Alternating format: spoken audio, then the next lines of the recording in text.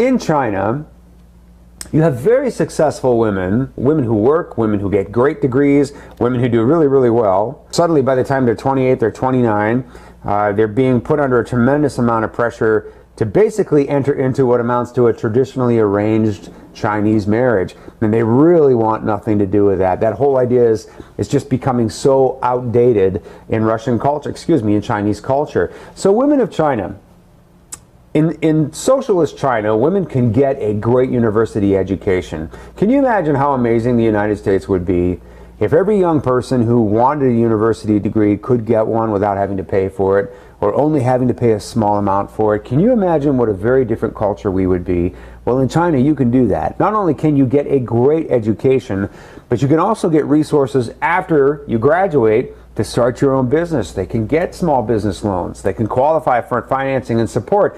So many women in China will get a great degree, own their own business, or manage a business. They'll manage international businesses. They can be very, very successful, and they're very professional, they're very powerful, they're very accomplished, they have great lives as single young professional women. They dream of love. They really do. They dream of falling in love, completing who they are, someone who understands them and their career goals, their long-term dreams. They dream of that. But there's one big problem for the women in China. We're watching some great video footage from a recent social that we hosted in China. You're seeing some of our client men meeting some of these beautiful women in China, and you're seeing our interpreters working hard for them as they're getting introduced. So one big problem the women in China have is that as they approach the age of 30, 28, 29, 30, it is an enormous embarrassment to not get married. And the way women in China will describe it to you is, everywhere I go, it's all I hear about every single day. Are you married? Why aren't you married? What's wrong with you? What happened? And it's worse for my parents, a woman will say in China, because having an unwed daughter at, who's 30 years old or older is a huge failure. It's an enormous embarrassment for the parents in China. And girls in China, of course, love their parents and feel dutiful toward their parents and want to do the right thing for their parents.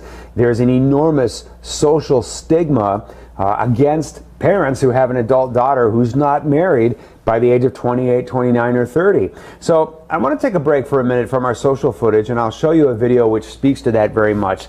The derogatory term that is used in China is called Sheng Nu. It's two words, Sheng Nu, and it means leftover. It means you're no longer desirable. You're old, you're out of date, your opportunity passed you by.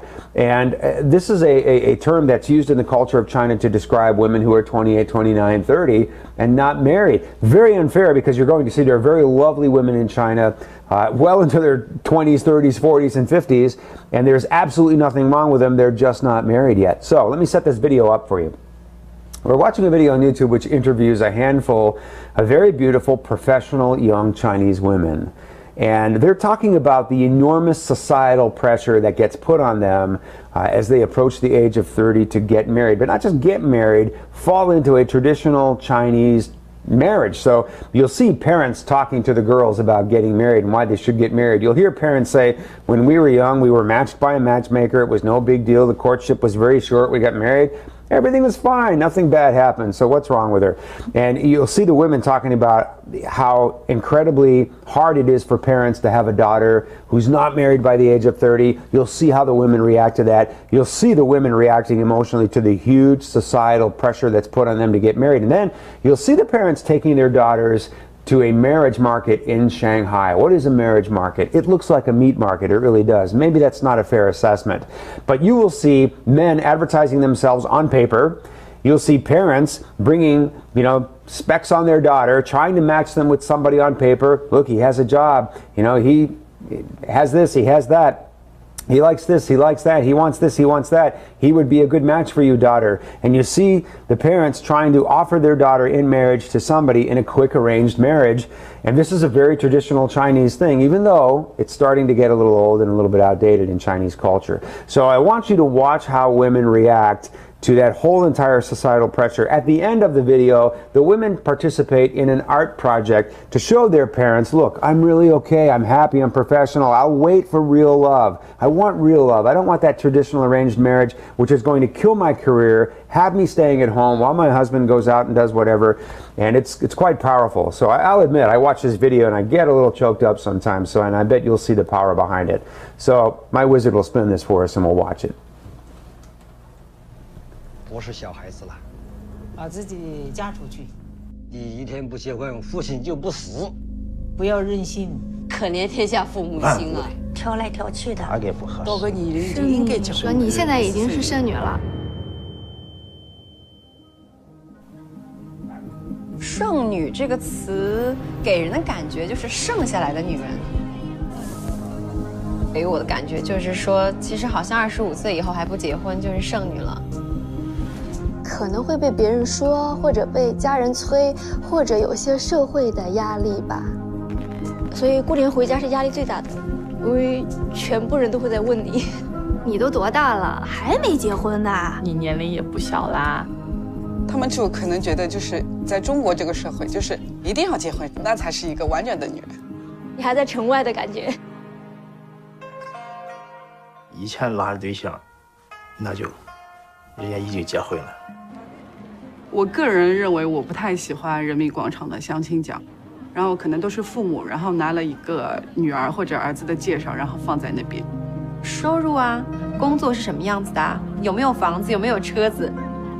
挂个招商启事给他卖出去是那种。中华儿女嘛，就是孝为当先，因为他反正就不结婚，肯定是就是不孝的一种。以前我总认为我的女儿肯定性格好嘛，人也不是长得太漂亮，一般嘛，所以到现在还是生下来了。渴望真爱，对我还是很渴望爱情的。赶快把它解决好了算了，你不要太残忍了，对吗？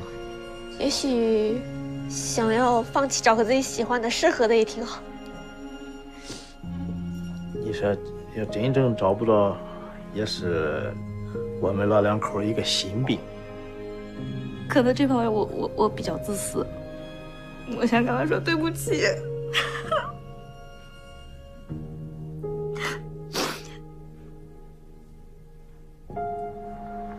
然后我希望我这样的一个状态非常能够得到父母的认可。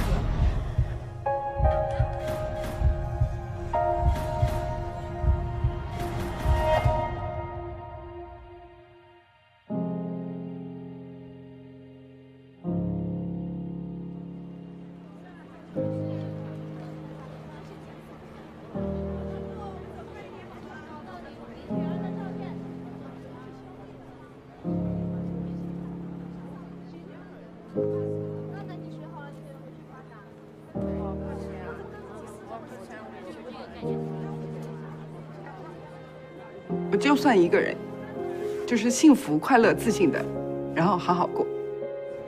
后来想开了，就是我说剩女，那我工作强了，现在有女强人嘛，这么一说的话，直到等到那个对的人，妈妈永远支持你。对于自己生活这件事，我是很开心的，然后很自由，我也享受一个人的状态。我女儿很美，剩女很光荣啊。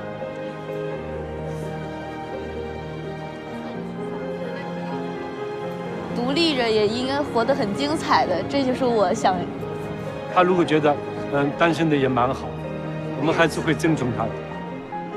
是优秀的女孩啊，剩男要努力呀。自信，独立，热爱生活，不错的一位女性。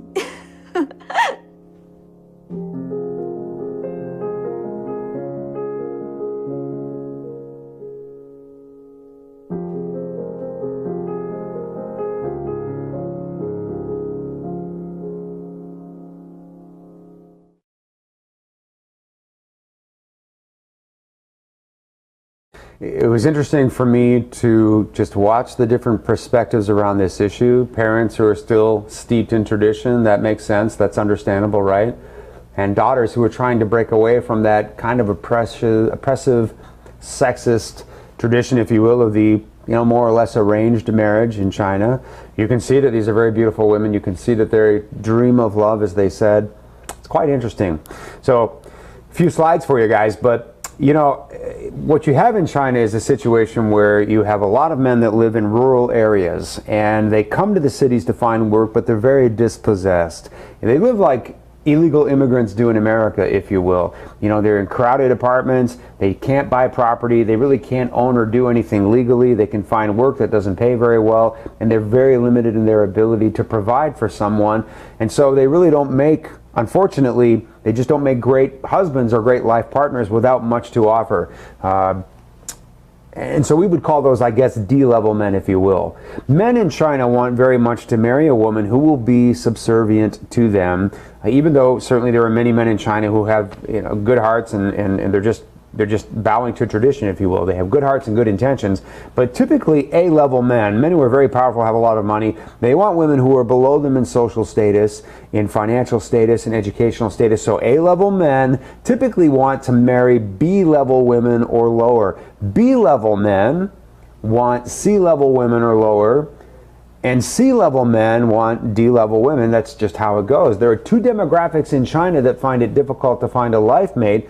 One of those are the D-level men we were just talking about, the dispossessed migrants who come from rural areas into the cities to try and find, manual labor, if you will, and A-level women. Some of China's best women, some of China's most capable, sophisticated, educated, strong women find it difficult to find a life mate. It's quite interesting, isn't it? China has some unique qualities about it. China is the only country in our matrix of 8 countries where the women may actually pay a marriage agency to find a husband. Sometimes women in places like Shanghai, the city we were just looking at in the video, will pay $10,000, $12,000, $15,000 to find a husband, usually an international husband. But this whole idea of the International Marriage Agency, which caters to women as clients in China, is a burgeoning business in China right now. So women sometimes will pay agencies to find a husband, the only country in our matrix that does that. There's also a rather sad and disturbing statistic for women in China. Unfortunately, China is also the only country where, according to the United Nations, women commit suicide at a higher rate than men. Isn't that interesting and tragic, to be sure? Women in China is the only country, according to the UN, where women commit suicide at a higher rate than men. It's fascinating. It's fascinating.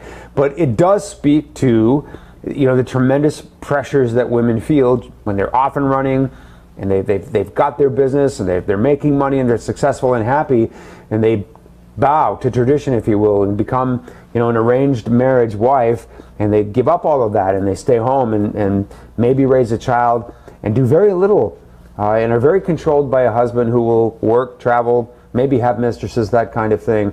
It's sad and tragic and quite interesting, it really is. And having said that, I never ever paint with a wide brush. There are many, many, many, many, many good men in China. So I'm not certainly saying that the bad behavior of men is the norm anywhere that we go. But there are societal pressures that can't be denied that bring the women to us, and this is just an example of that. So wanted to just share my experience with China with you. We're looking at some of this great social video footage of men meeting women in China. Many beautiful women in their 40s, many beautiful women in their 30s, of course, beautiful women in their 20s, but many men who are looking for an international life mate. Many of our clients are in their 50s, 60s, even 70s. And when you do so, you've got a great opportunity to meet women in their 40s, 50s, etc. And China is one of those places where, quite obviously, the women in their 40s and 50s are quite stunning. They look easily 10, 20 years younger than their age. That's not easy to do. It takes a lot of clean living.